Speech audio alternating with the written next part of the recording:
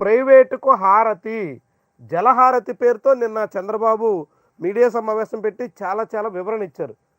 గోదావరి జలాల్ని బనకచెర్లకు పంపించి రాయలసీమను సస్యశ్యామలం చేస్తాం, అందుకోసం సుమారుగా 80,000 కోట్ల రూపాయలు పైబడినటువంటి ప్రాజెక్టుకి శ్రీకారం చుడుతున్నాం, ఇది దేశంలోనే అత్యంత పెద్దది అంటూ చంద్రబాబు చెప్పుకొచ్చారు.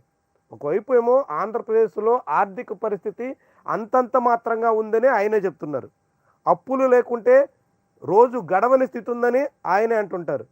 రోడ్డు వేయడానికి కూడా దిక్కు లేదు, ఫీజు రియంబర్స్మెంట్ బకాయిలు ఇవ్వలేకపోతున్నాం అని డిప్యూటీ సీఎం అంటారు. అంటే పరిస్థితి ఏమో అత్యంత సంక్లిష్టంగా ఉంది. ఆర్థికంగా ఆంధ్రప్రదేశ్ చాలా తీవ్రమైనటువంటి కష్టాల్లో ఉంది.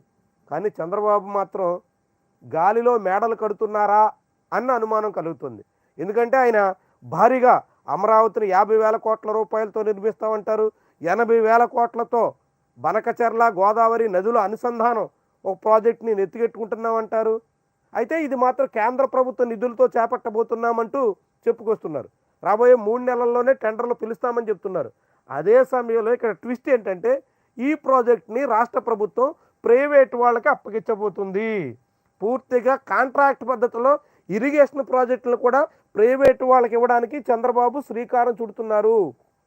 ఇప్పటికే చూస్తున్నాం, మెడికల్ కాలేజీలు ప్రైవేటు, రోడ్లు ప్రైవేటు, ఆసుపత్రులు ప్రైవేటు, అన్నీ ప్రైవేటు పీపీపీ మోడల్లో. అంటే ఇక చివరికి ఇరిగేషన్ ప్రాజెక్టులు కూడా పీపీపీ మోడల్లో ప్రైవేటు వాళ్ళకి అప్పగిస్తే ఇంకా ప్రభుత్వం ఎందుకు? పీపీపీ మోడల్లో ప్రైవేటు వాళ్ళకి ఇచ్చేయచ్చుగా. ఇక రోడ్లు నిర్వహించలేరు, కాలేజీలు నిర్వహించలేరు, ఇక ఏకంగా ఇరిగేషన్ ప్రాజెక్టులు చేపట్టలేరు, ఇంకెందుకు ప్రభుత్వం ఇంకేం చేస్తుంది? అంటే ప్రజల నుంచి పన్నులు వసూలు చేసి ఆ పన్నుల్ని ఎమ్మెల్యేలు మంత్రులు వాళ్ళంతా ఆదాయం పెంచుకోవడానికి, ఆస్తులు పోగేసుకోవడానికే ఉందా ప్రభుత్వం? ఇంకెందుకు మరి ప్రభుత్వం? ఇరిగేషన్ ప్రాజెక్టులు కూడా కాంట్రాక్ట్ పద్ధతిలో ప్రైవేటు వాళ్ళ కట్టబెట్టే దానికోసం చంద్రబాబు స్కెచ్ చేస్తే ఇక ఈ ప్రభుత్వం ఎందుకు, ఏం చేస్తుంది? జనం పన్నులు కట్టి ఏం చేయాలి? ఒకవైపు ఏమో పన్నులు పెంచుతుంటారు, కరెంటు ఛార్జీలు పెంచుతుంటారు, అన్నింట వాయింపు జనాలకి. రెండో వైపు ఏమో ప్రభుత్వం తను చేయాల్సినటువంటి పనులు కూడా ప్రైవేటు వాళ్ళకి కాంట్రాక్టుల పేరుతో కట్టబెడుతుంది. ఇంకెందుకు మరి? ఇంకేం చేస్తున్నట్టు, ఏం ఉద్ధరిస్తున్నట్టు జనాల్ని? 10 ఏళ్ల పాటు నిర్వహణ కాంట్రాక్ట్ సంస్థలుగా అప్పగిస్తారు, ఆదాయం తగ్గితే ప్రభుత్వం భర్తీ చేస్తుంది. చూడండి, ప్రైవేటు వాళ్ళకేమో ఇరిగేషన్ ప్రాజెక్టు, ఈ గోదావరి బనకచెర్ల ఇరిగేషన్ ప్రాజెక్టు అప్పగిస్తారంట, 10 ఏళ్ల పాటు వాళ్ళే నిర్వహణ చేస్తారంట. ఆ నిర్వహణలో మళ్ళీ నష్టం వస్తే ప్రభుత్వం వైబిలిటీ గ్యాప్ ఫండింగ్ పేరుతో మళ్ళీ ప్రభుత్వమే వాళ్ళని పోషిస్తుందంట.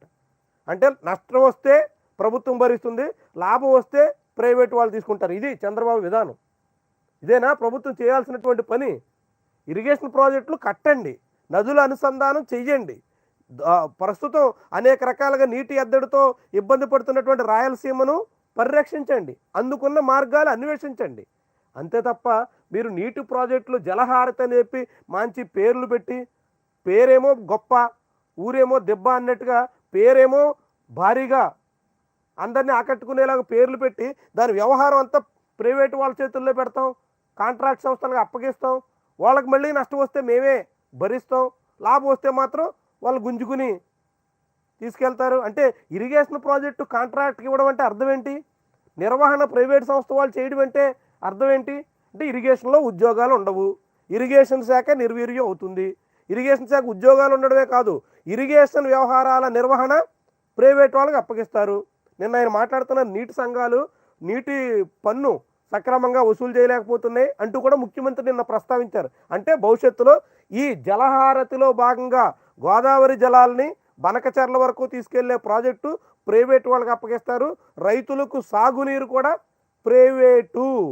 ఇప్పుడు కరెంట్ ఏ రకంగా అయితే మీటర్లు పెట్టి మనందరికీ పన్నులు వసూలు చేసేటువంటి పద్ధతి వచ్చిందో, రేపు సాగునీటికి కూడా మీటర్లు రాబోతున్నాయి అన్న సంకేతాన్ని చంద్రబాబు ఇస్తున్నారు.